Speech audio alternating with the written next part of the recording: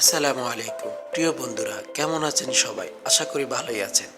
আজ আমি আপনাদের সামনে এমন একটি শাক পাতা নিয়ে আলোচনা করব যা আমরা অনেকেই চিনি, তবে জানি না এই ছোট্ট শাক পাতাটির কি কি উপকারিতা।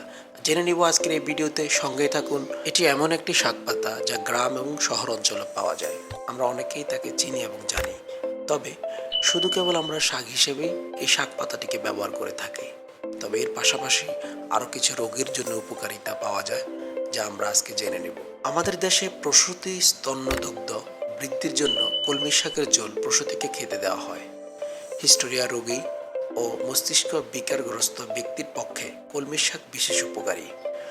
বসন্ত রোগের প্রথমেই এই শাকের রস পান করালে বসন্তের গুটিগুলো শীঘ্রই বেরিয়ে পড়ে এবং এ রোগের বিষ কেটে যায়।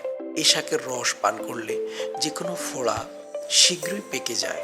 তবে যাদের শরীরে ফোড়া, খাস বা পাছড়া থেকে পুঁজ পড়তে থাকে তাদের পক্ষে কলমি শাক নিষিদ্ধ, কারণ এতে পুঁজ আরও বেড়ে যায় ও তাড়াতাড়ি শুকাতে চায় না। প্রিয় বন্ধুরা, আমরা একটি ছোট্ট টিপস আজকে আপনাদেরকে জানালাম এই কলমি শাকের বিষয়ে।